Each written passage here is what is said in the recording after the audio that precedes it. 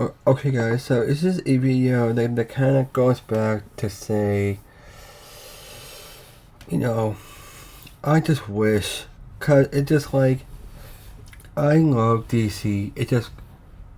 I have my start watching anything DC since I was in high school in the likes of the creation of the CW Arrowverse, and also I saw the birth of the DCEU like a year after that. In no offense, the only decent movie or anything that has come out of James Gunn and Peter Safran was Peacemaker, 2025's Superman, Known to Man, because it's one of my favorite movies of all time. No offense. Also, I have even seen Creature Commandos that kind of turned out well, but it just like, even though I did enjoy these things, I feel like that there's something that no one's really seeing. And I feel like that we, as creators, should report these things. And yet, I'm not somebody that goes ahead and trash talks someone. I just go, I watch, I read things, and it just goes to ask, like, why is this all happening?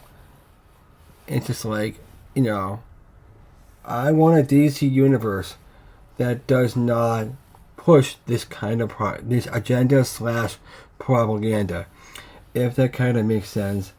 And I got a couple of videos that I want to play for you that that I'm gonna play for you, like I said, and it's just like it kind of makes yourself to feel terrible. It really does.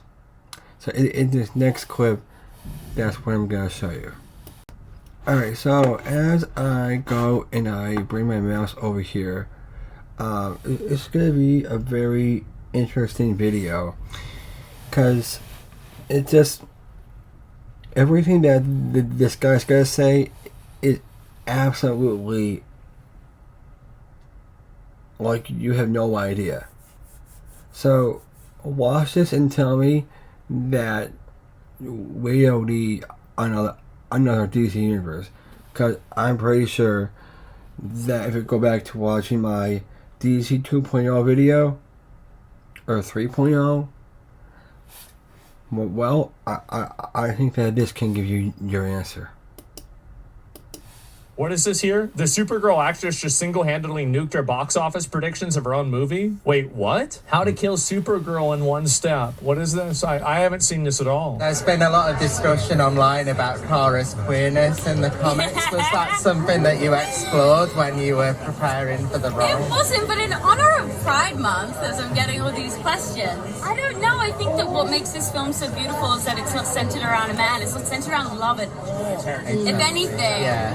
But we'll see. I don't know. It's great. She'll probably go both ways. What the fuck?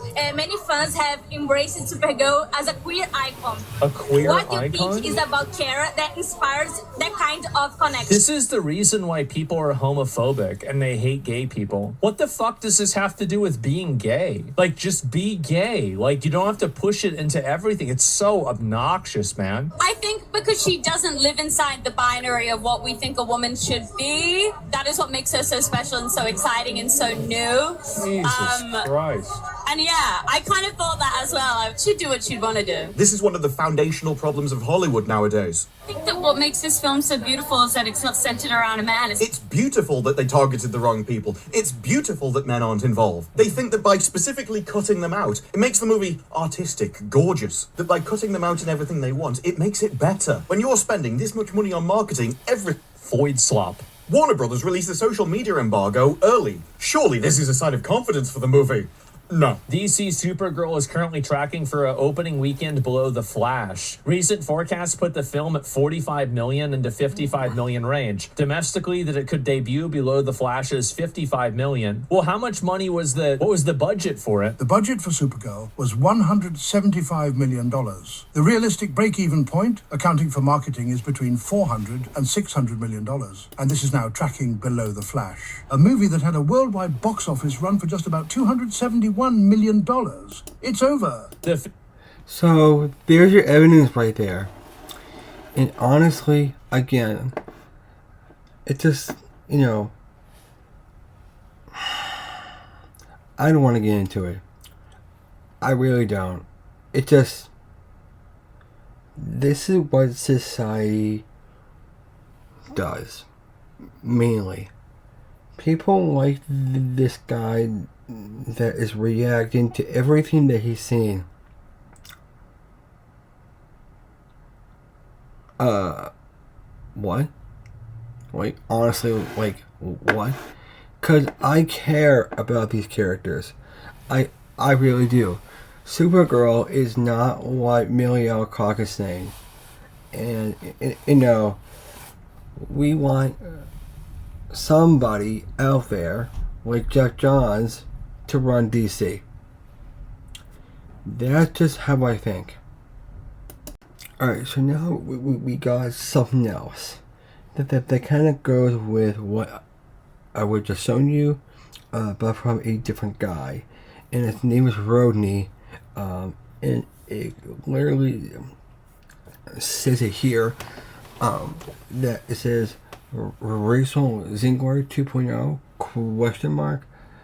Millie Alcock is slowly turning into Rachel Ziegler, and it is cringe. Is Supergirl going to flop like Snow White did? Hollywood learn nothing. Leave politics out of the movie theaters. That is so true. That is so true. Because we, as a community, we go to the movies because we like the movies. We want to be able to walk into the movies with the idea that actually, do you know what? We're not far from different. So I just feel like that this is something that we should all see, because again, we're witnessing this all within our own eyes right now. So for those that say that you like James Gunn's universe, you can say whatever you want. As a fan of DC, like I said in the previous clip, I want someone that respects these characters.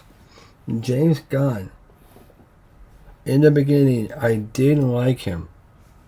The Guardians franchise was amazing, and that's all I care about. All I care about is Supergirl, and every other DC character is done properly, the way on how they should be. So, tell me if you think that this video doesn't say that.